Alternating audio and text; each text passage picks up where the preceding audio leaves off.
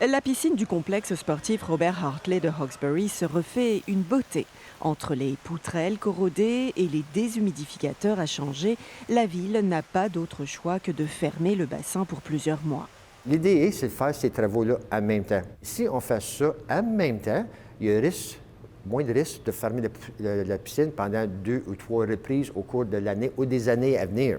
Dans un premier temps, la fermeture de la piscine était envisagée dès la fin mars, impossible pour le club de natation local. Nous, on a un contrat avec la Ville jusqu'à la fin du mois de juin.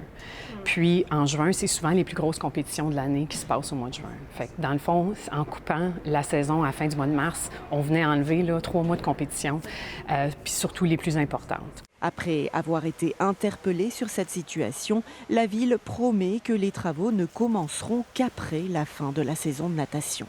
On n'aurait pas pu demander mieux parce que c'était ça qu'on voulait, en fait. T'sais, on reconnaît que, oui, la piscine, il doit y avoir des rénovations, des améliorations.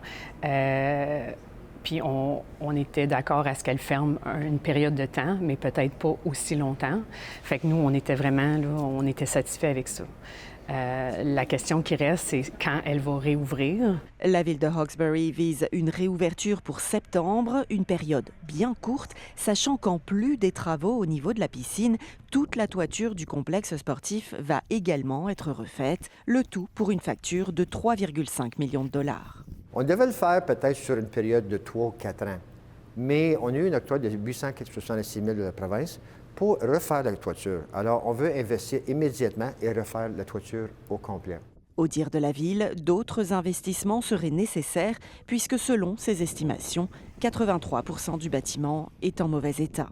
Ici Nelly Alberola, Radio-Canada, Hawkesbury.